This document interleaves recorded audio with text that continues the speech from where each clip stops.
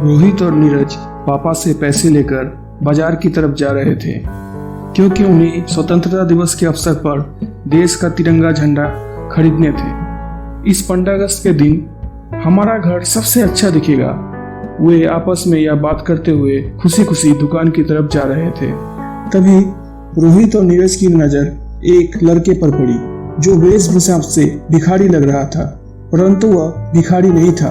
वह तो एक बाल मजदूर था और गाड़ी की वर्कशॉप में काम करता था। वह अपना काम समाप्त करके तेजी से कहीं भागा जा रहा था। रोहित ने कहा, चलो इसका पीछा करते हैं, देखते हैं यह कहाँ जा रहा है। उस लड़के के हाथ में काले रंग का एक थैला था जो उसने बड़ी मजबूती से पकड़ा हुआ था। आखिर चलते चलते वह लड़का एक झोपड़ी में घुस गया। रोहित और नीरज भी उसके पीछे पीछे झोपड़ी के पास आकर रुक गए और उस लड़के के बाहर आने का इंतजार करने लगे। इतने में झोपड़ी के अंदर से कुछ आवाजें आने लगी।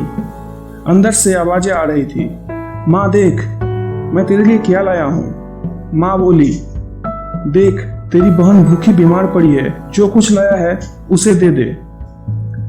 लड़के ने बोला, नहीं माँ, इसमें खाना नहीं है। माँ बोली, उफ, क्या तुम दिन भर काम करके इतने पैसे भी नहीं कमा सकते जिससे हमें एक वक्त का खाना मिल सके। उस लड़के ने थैले से कुछ झंडे निकाले और माँ की तरफ बढ़ाया। वह बोला, माँ यह देखो। माँ बोली, अब यह बेकार रंगीले कागज क्यों उठा लाया, यह हमारे किस काम के।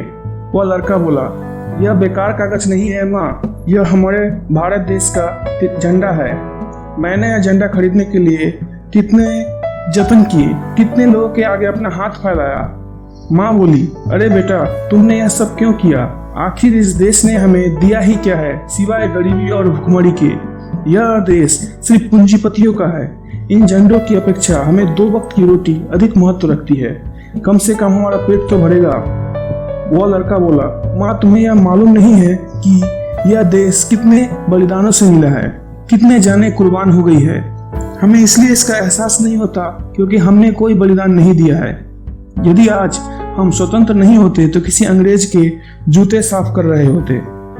खुशी इस बात की है कि आज हम किसी के गुलाम तो नहीं हैं, अपने इच्छाओं के अनुसार जी तो रहे हैं। उस लड़के की बातें माँ सर झुकाए सुन रही थी। रोहित और नीरज भी यह सब देख रहे थे। उनकी आंखों में आंसू झलकने लगे। आज उन्हें आजादी का असली मतलब समझ आ गया था। सिर्फ झंडों से घर सजाकर असली आजादी नहीं, बल्कि किसी की मदद करना ही वास्तविक आजादी है।